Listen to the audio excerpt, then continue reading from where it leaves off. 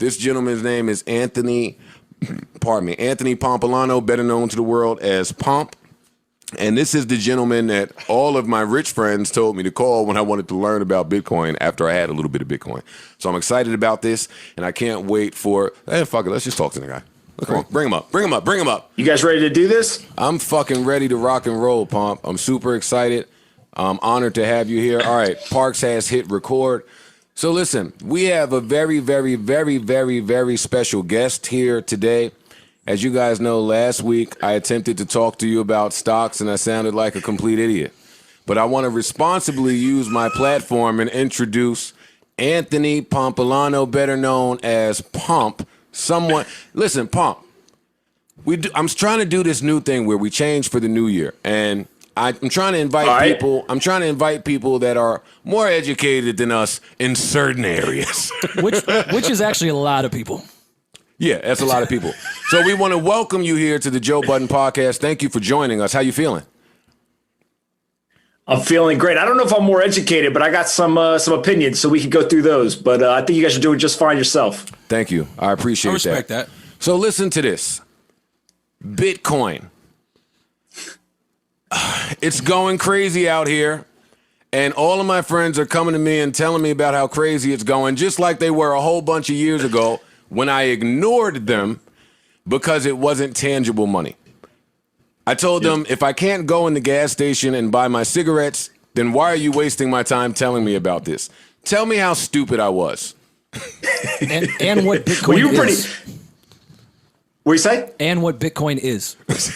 All right. So first of all, Joe, you were pretty stupid for not listening, but we'll get to that in a second. Thanks. Let's back up a little bit. And to understand Bitcoin, we got to understand the traditional financial system, right? And so what a lot of people can wrap their heads around is there's a complete separation. The rich get richer and the poor get poorer.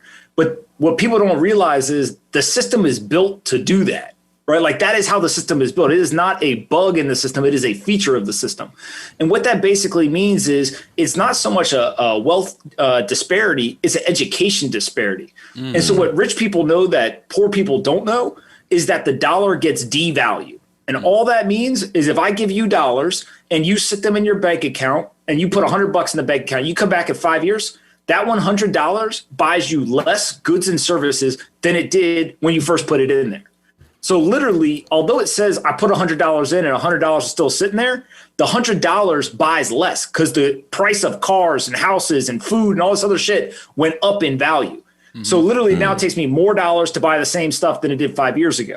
So what rich people do is they know this. They're like, shit, I'm not going to just hold on to this dollar that keeps losing value over time. I'm going to invest it or I'm going to buy things with it.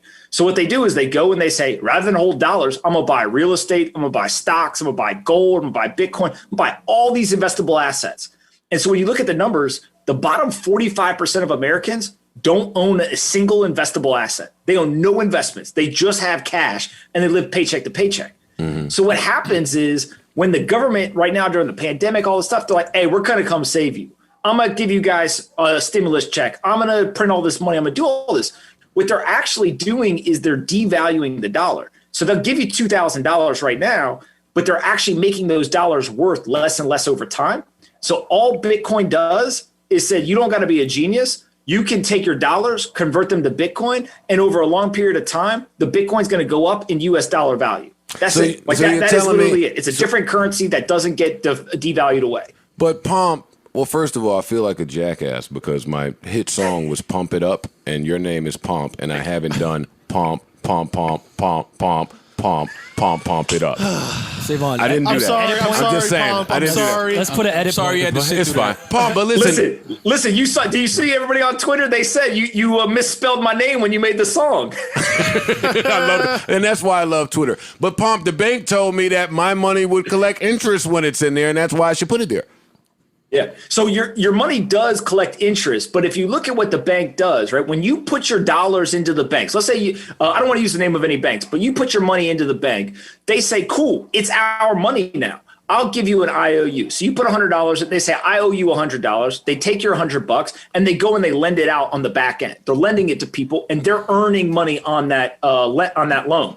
So let's say that they maybe earn 200 basis points or 2% on your $100.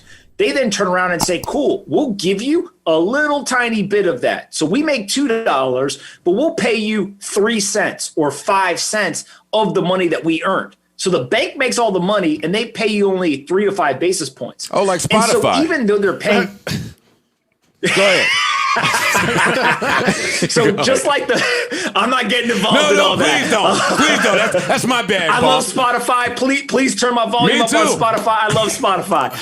I love iTunes too. No, listen. When you look at what the actual bank is doing, is they're paying you a little bit of interest, but they're not paying you enough interest to beat inflation. So inflation is like 2%. So if the bank doesn't pay you at least 2%, even though you're earning a little bit of interest, you're still losing purchasing power.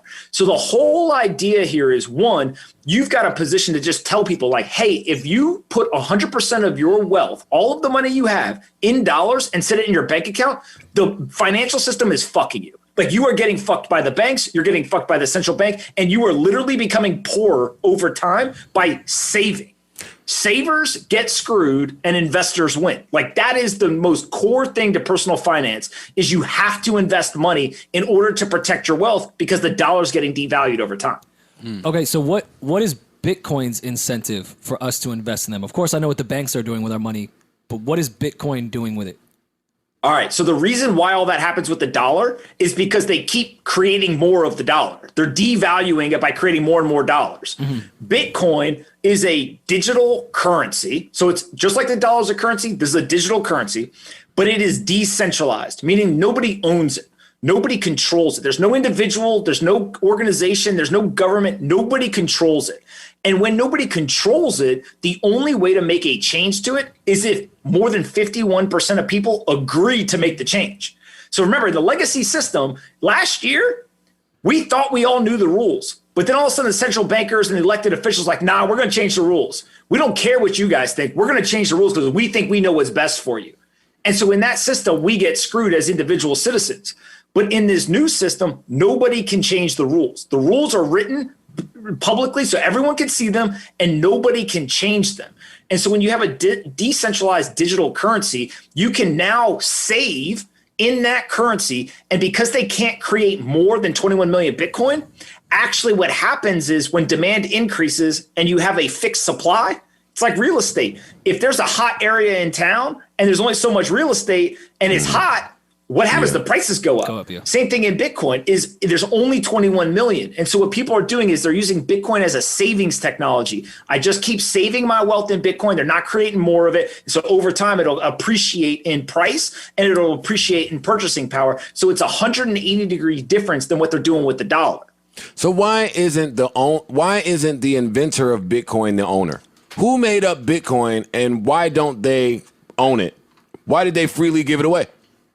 Yeah, so the whole idea of kind of the world that we live in today is we've lived in a world where we basically celebritized founders and we really, really love centralized institutions. So Facebook and Instagram and Google and Twitter and all these companies, all the value accrued to them and they had a leader at the top. So it's a kind of a hierarchical structure and those companies get all the power.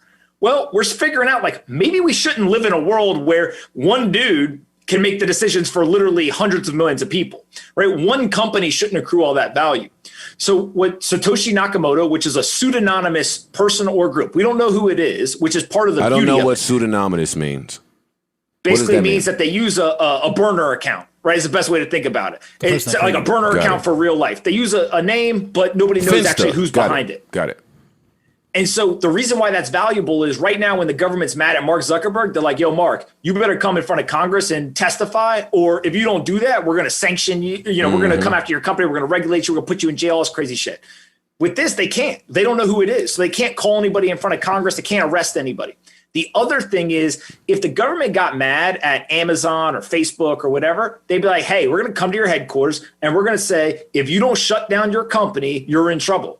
They can't do that with Bitcoin, because it's decentralized. So when the person or a group that created it put it out into the world, they put a financial incentive. They said, hey, if you start running this software and more people do it across the world, they're not going to come to every single person's house and be like, yo, Joe, you got to shut down your computer. You can't have this Bitcoin software running anymore. Why not? There's just too many people. Wait, no. Let me offer some pushback, Pomp. Sorry, buddy. This is where I didn't invest. So you're telling me that the inventor of Bitcoin is a fucking myth? Yeah. He's an urban legend. We've never seen him. Nobody's met him. Can't you see how that could offer some reservation to people when you're talking about such a grandiose idea? So let me explain this, right? When you think of that, you're thinking of who the inventor is. The inventor said, it doesn't matter who I am. I'm going to post all the instructions and the rules to this system. I'm going to post it online so every single person can read through it. They can verify what's here. And I will let you, including Joe Budden and everybody else, you all have a say in what happens to this system. So you now own part of the system, but we all have to agree to change anything in the system. But how so does the inventor just says, go ahead, please. go ahead. I was going to say, how do we know that he won't? How do we know he won't change his mind? Yeah. Or the system could He can't. conveniently crash. He can't, because here's the beauty. It's being super non-egotistical, right? Why do the founders of these companies still retain control? It's because they think that they understand it better. And in many cases, they do understand the system better than most people. They want control. When it comes to Satoshi Nakamoto, they said, look, I'm no different than all of you. I'm just one person out of billions in the world. We're all going to do this together. And then the way that the code's written is they can't come in and make any changes without everybody agreeing.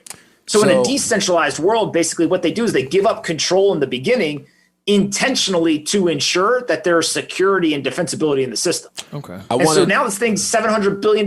Like there's literally 100+ million people using this thing and nobody knows who created it. I want to shout out to Volvo, and I'd like to read you something that I read recently. All right.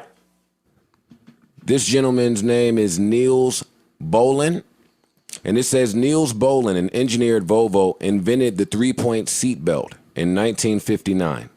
The 1950s were a time when pilots and racing drivers wore harnesses, but seatbelts, where they were fitted in cars, took the form of a rudimentary two-point waist restraint. In crashes, sometimes these did more harm than good.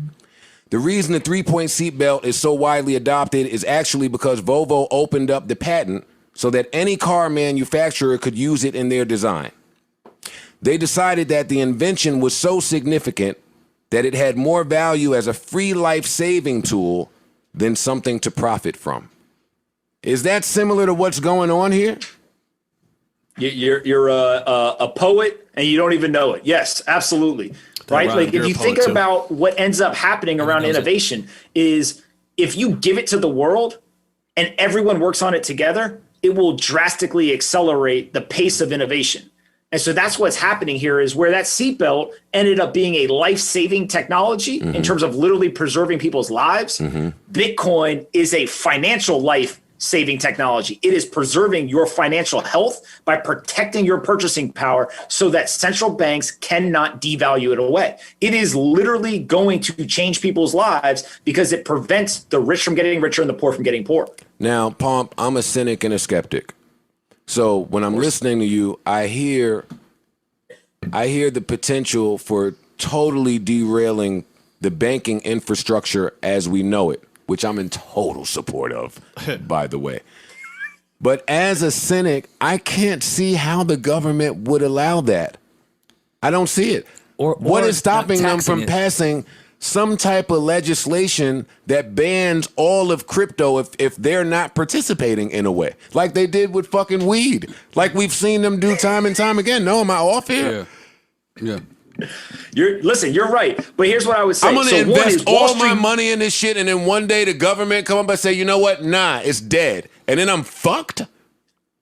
Nah, because you got to remember, one, Wall Street is benefiting from this. Fidelity, Guggenheim, Paul Tudor Jones, all these traders, all these banks, they're all getting in the game. They ain't going to let everyone get rich and they're going to sit by and watch it happen, right? They're definitely going to get in the game. They're doing that now. And that's why the price has been running so much. But the second thing is that there's this global kind of game theory playing out, which means that the United States comes out and says, you know what? Nah, screw this. We're not going to let you guys do this. We're going to ban it. Right? They could do that. They could try. One, they can't shut the network down because it's decentralized. So they can't actually stop it. What they could say, though, is if you hold Bitcoin, I'm going to throw you in jail. But what that'll do is Russia, China, Iran, North Korea, Venezuela, Zimbabwe, all these other countries around the world, they're going to be like, cool, the U.S. doesn't want to use this system. Let's all get together and we're going to use this system and we're going to get off the U.S. dollar. We're not going to use the dollar anymore. And so that risk to the United States is way greater than people starting to adopt Bitcoin. Right. And so now what we've got is we literally have politicians in Congress and the Senate who are running around saying we should be embracing this. We shouldn't be fighting it. Like, this is a technology innovation. And if America wants to remain the #1 innovation country in the world, we got to embrace this stuff, because if we fight it, we're just going to lose and some other country's going to win, because they embraced it. So I think that's where the U.S. kind of gets caught, where they're damned if they do and they're damned if they don't. Here's something that I read recently about Square. And Jack Dorsey is a good friend of mine. That's a lie, but I really look up to him. I was like, well, I didn't know that about you. You left that out of our friendship. He's a real inspiration to me, and I really admire how he moves out here. So he's one of the gentlemen that I look to for just phenomenal behavior, right? If you tweeted with him, then you can say that you're best friends. Like, he don't even have to respond to the tweet. If you just tweet at him, then you're basically best friends. I don't know if I've ever tweeted at Jack. I'm going to tweet him tonight. I'm going to tweet Jack tonight. Jack, we love you over here, buddy. But listen to this. So I read Square buys $50 million in Bitcoin as part of a larger investment in cryptocurrency. I believe Jack Dorsey to be a genius. What the fuck is he up to? Honestly, tell me. So if you go back, do you know? Right, so first of all, Jack is a genius. Here's what you got to know about Jack Dorsey, right? Everyone is looking at him saying he runs Twitter and he runs Square. This man is one of the greatest entrepreneurs that we have in our lifetime. He's built 2 multi-billion-dollar companies. Big facts. And the best part, big facts. Guess what's in his Twitter bio? There's one word in his Twitter bio. Bitcoin. God. Oh. That's it. Nah. Bitcoin. No, Bitcoin. That's it. And the reason is because he understands how powerful this technology is, right? Bitcoin is probably going to become the global reserve currency in the future. Every country, everyone's going to use it. So what he did with Square was he said, look, individuals were choosing to take part of their wealth, right, part of the money in the bank, and say, I got some cash in US dollars. I'm going to put some of it in Bitcoin to protect myself in case something bad happens to dollars. And so once individuals started to do that, then Wall Street firms started to do it. So now you see, Fidelity and JP Morgan, all these guys all started to play the game. Now we're starting to see companies do it. So there's this company called MicroStrategy. This guy, Michael Saylor, is an absolute gangster. He literally took 85% of his balance sheet, which he had $500 million in cash. And he said, screw it. And he put it all in Bitcoin. Yes, sir. Then he raised $600 million in debt. And he put all that in Bitcoin too. So he put over $1 billion in Bitcoin and just sat it on his balance sheet. And then Jack came out with Square and he said, cool, we're going to start with 1%. We're going to put about $50 million in Bitcoin. We're going to sit it on our balance sheet and use it as a reserve asset. The reason why they're doing that is because the monetary policy, all that means is the central bankers are doing all kinds of funny business, trying to screw up the dollar. And so these guys want to protect themselves. Eventually, everyone's going to do it. Elon Musk's going to do it with Tesla, all the way down the line, every company. Well, that was a few of my next questions. You're killing this shit right now, Pomp, by the way. Pomp. All right, listen. But does Jack doing that ensure that the Bitcoin never goes below a certain point? No, he doesn't. But remember, if you ever take like an economics 101 course, just supply and demand, I didn't. right? I dropped out in 10th grade. I dropped out in 10th grade. All right, well, listen, ready? Here's the best part. Supply and demand applies to every market, whether you're talking about illegal drugs, music, real estate, or Bitcoin. Literally, supply and demand applies to every market. And so when you think about it, is when you have fixed supply, right? Whether it's real estate or weed, if there's a fixed supply of something and demand continues to increase, if you're a capitalist, what do? You raise prices, right? Like, that's it. If there's only so much weed for a neighborhood and there's a lot more people that want it today than yesterday, you raise prices. If there's a school and they've got a line out the door for people to go to their college and they know that line's not going to go away, they raise prices, right? They only got so many seats. Same thing with Bitcoin is that there's a fixed supply. There's only 21 million Bitcoin. And now more and more people are showing up saying, I want this Bitcoin. But because it protects your purchasing power, the Bitcoiners don't want to sell. I'll never sell my Bitcoin. I don't want to sell. I don't care what the US dollar price is. I'm not selling my Bitcoin. And so when Goldman Sachs or JP Morgan, whoever shows up and says, give me your Bitcoin, and they say, I'll get you $20,000, $25,000 for it, $30,000, $40,000. I don't care. I'm not selling it, but somebody will. And so they're just going to keep bidding higher and higher and higher and higher over time. And the US dollar price is going to go up. But if you look at the people who are holding it, they believe that this is a scarce asset. And so they're going to hold it forever.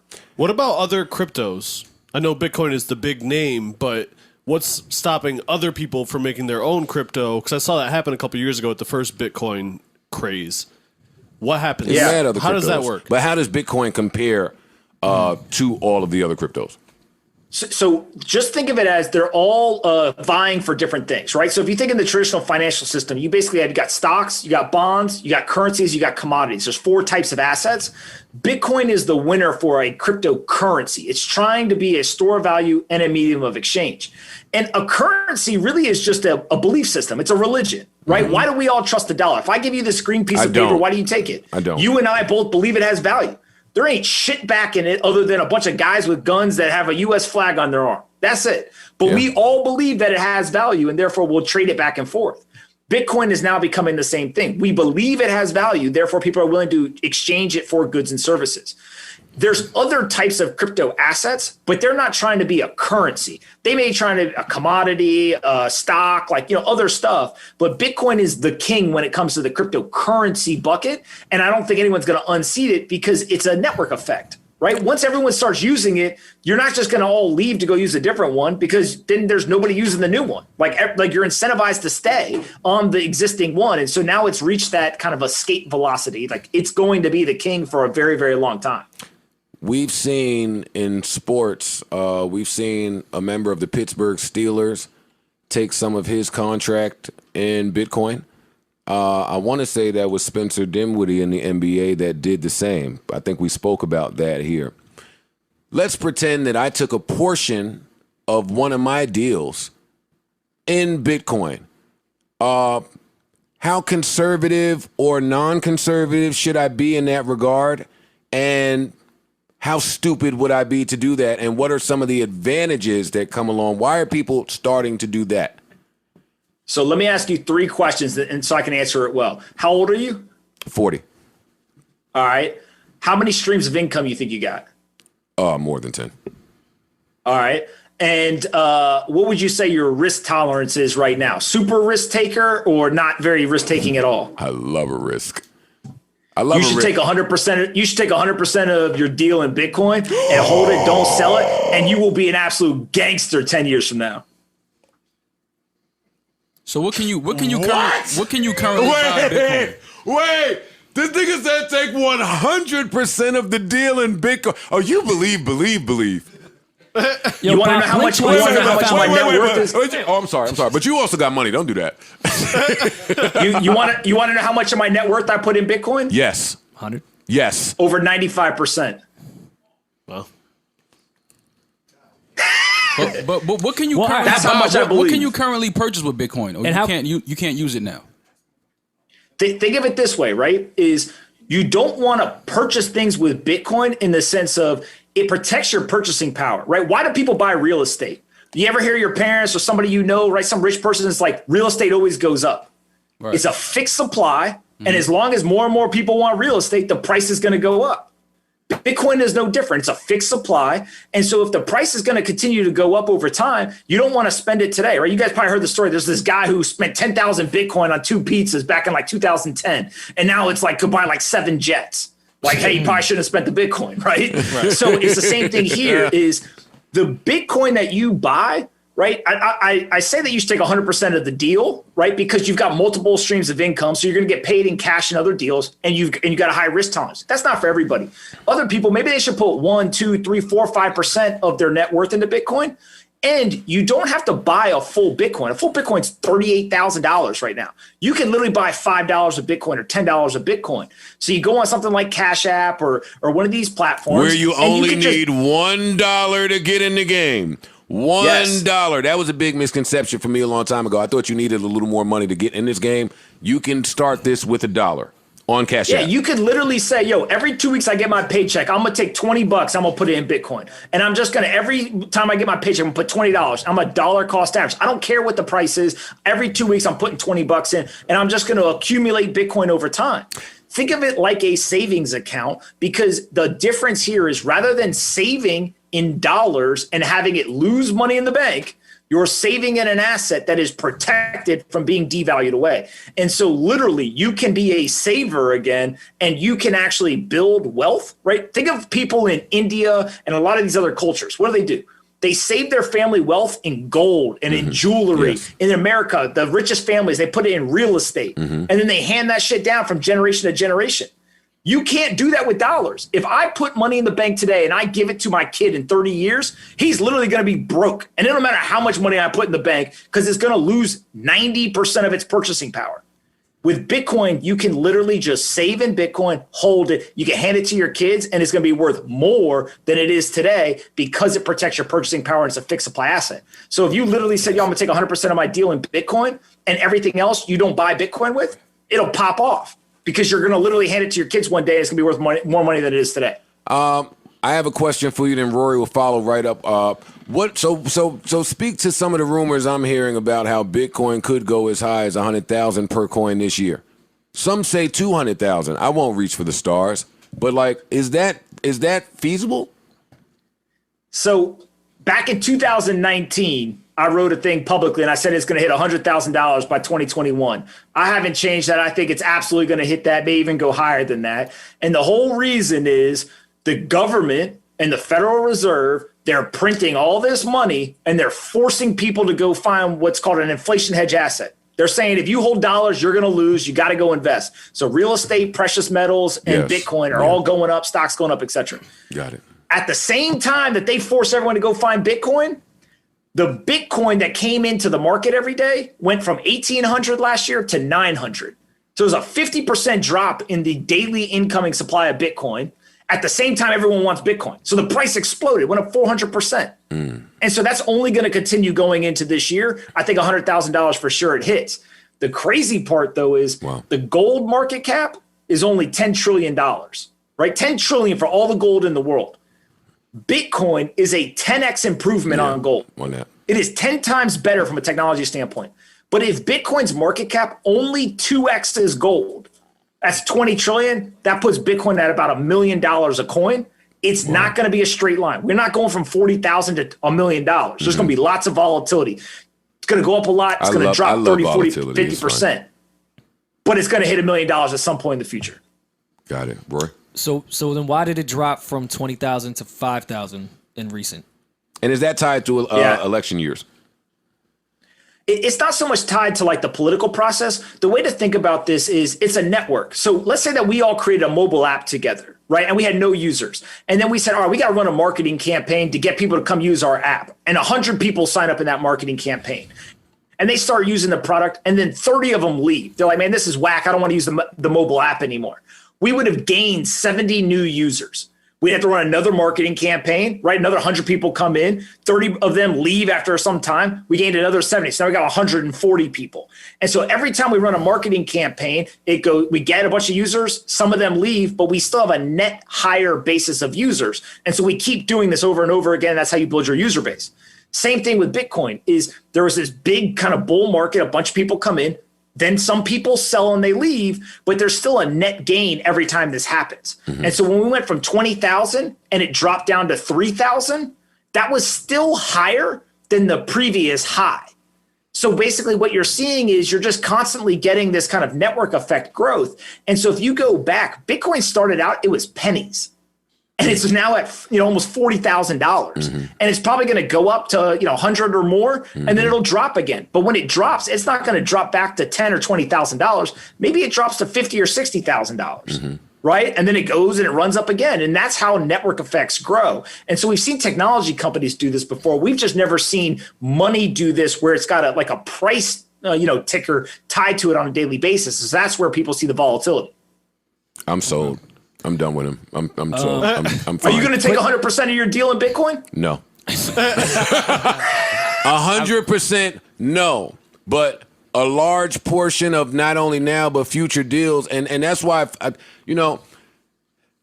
I fuck with people, Pomp, that think outside of the box. And to really grasp this, I guess I have to really think outside of the box. There'll come a time where there'll be deals to be done where all 100% of the deal will go into it, and I won't look at it, and it'll just be up and down and out. That's a luxury that I will be able to afford. But even this is a privileged conversation between us. A lot of my people, well, not now, because you can invest $1 and get something done. But the mentality, Pomp, I'm saying is, we always feel like, damn, I'm rubbing two rocks together. I don't have time to even think about stock. I don't have money to put to stock. My family don't know about stock. Where can I learn? Where can I get the info? So I'm really appreciative that you stopped here, because last week, the world is changing. The world is changing. And, fam, you're either going to change with it or be left behind. So I want to know about this stuff. Thank you. I hate the banks, too. Fuck them. This was great. You know what we say? We say long Bitcoin, short the bankers. I like it. Okay. I like that. This guy, I can see why he's wealthy. I have one quick question, Pomp. I have tax problems, so naturally I think about the IRS a lot.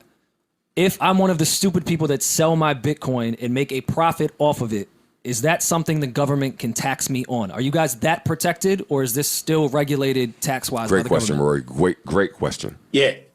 So basically everything that happens in the legacy financial system still applies to Bitcoin. So if you do illegal shit with Bitcoin, you're getting in trouble or going to jail. Gotcha. Like, don't do illegal shit with Bitcoin, right? 2 is, if you buy Bitcoin, it goes up and you sell it for a profit, you got to pay taxes on the profit. The other thing with Bitcoin is when you spend it, if you bought it and it was worth $1,000, and now when you go to spend it, it's worth $1,500, they actually consider that you're selling it, and they'll tax you on that $500 gain as well. So there's almost a penalty, a tax penalty when you spend your Bitcoin. So you shouldn't spend it. Just buy it and hold it for a long period of time and you'll be protected. But don't do illegal shit with it, and you still got to pay your taxes on it, and they can figure it out. So don't try to get around it or be smart, because you're just going to get yourself in trouble. Gotcha. All right. I'm clear, dude. Does anyone Very, else very have? informative. Thank you so much. Man. I learned a lot. Yo, Pomp, Yeah, I me too. could talk to you for hours, man. You just seem like a bevy of information as it pertains to this stuff. The only thing that matters is people just got to remember, if you're sitting with 100% of the money you got in cash, you're literally getting screwed. Get invested. It doesn't matter what you invest in, just get started. Whether it's stocks, bonds, real estate, Bitcoin, it doesn't matter. Just get invested and you'll have a better shot at actually protecting your wealth. So I appreciate you guys giving me the time. This is awesome. Appreciate No, you. thank you, man. Thank Let me you, hit the man. round of Appreciate that. applause. Yeah. And Pomp, blink twice if you're the founder. Are you selling Hey, Pomp, thank you, man. Thank you. We appreciate it. Pomp. Hey, if we need to talk to you again, can we give you a ring? Yeah, of course. Hey! Thank you, Pomp. We appreciate it, man. All right. Sounds good, guys. Have a great day. You too, Pomp. Hey! I'm going to buy some Bitcoin, goddammit. Pomp put the battery in my back. Nah, me too. It was destined. That was awesome. That was great. Y'all know Parks only fixed the sound for Preem. I got mad albums fucked up. That's not true. You got to be the creator the of ones I do. Wu-Tang to get his attention. Mad albums where the snare is low. Nah, Yo, that was phenomenal. it was. I really enjoyed that. Yeah, That was- very, that very was great. informative. Very informative. I feel stupid, but now I feel enlightened. Well, I understand last Bitcoin week more. we felt we were really stupid. Yeah. And was that digestible? Yeah. Well, we just saw it. I Yeah, to me it was. understood what he was saying. So Bitcoin is basically like buying art and collecting wine and things like that. That's basically Yeah, One way simple to things. look at it. Things that don't devalue the way Yeah. money does. Well, according to him, it might be valuable. Who cares? Because it's going up. Right. To Going me, up no to matter me what. it's kind of like in Monopoly when you might get in a jam and you pass all your properties over to your partner to hold just in case. I see what you did there. That's Oh, that's okay. kind I of see what you did that's there. kind of Bitcoin to me. Yeah. From what he explained. He did a really fine job of explaining that to me. I did mean to ask him about, damn, what was that the Silver was telling me about? Oh, the NFT? NFT. Yeah. NFT. Yeah, Silva Silva knows said all he's that going to shit. come kick it with us about that. Silva and I have He had brief should. combos, Yeah. and he's very informed. Silver should come I in need here. him to. I need to come here. Have him get some photos. How do y'all feel about that I need some bag? IG I don't know if y'all could feel where I'm trying to take the culture this year, but I'm trying to just do represent us a bit differently and really uphold our responsibility with our platform to what good we can do in the world. Like, do y'all sense some of that a little bit? Yeah. Or no? That you're trying to uplift the world? Like, I think that financial literacy lesson was really important. Yeah. Oh, yeah. I mean, that was great. To me, that was, like I said, he made it to where you get it, you understand it. Because plenty of people have tried to tell me about Bitcoin before, but the way he broke it down and things he compared it to so that we can understand it, which is a perfect way of putting it. And now I totally get it. I understand exactly what Bitcoin is now. I was so ignorant. I really thought cryptocurrency in general was just, all right, this is currency. I can buy shit on the internet and trade shit on the internet only. Right. Yeah, I thought it was money. That's what I thought it was. I thought it was thought it was money PayPal? money Shazam. Basically, yeah. Like, how you Kind of get is that? money Shazam. Yo, put your money over here. Hold this song over Look here. what happens. Let me tell you what it's doing. Yo, money Shazam. Yo, we're idiots here. Yeah. We're idiots here. But that was good. That's what But makes that's it why great. we need the smart people to come. That was school good. us. Shout out to Pomp, man. Yeah, that's great. He tweeted me the other night, and like 500 tech dudes got in my Twitter just talking a language I didn't understand. I was like, all right, we're going to talk. Yeah. Yeah, This seems important. yeah, you can explain it to me.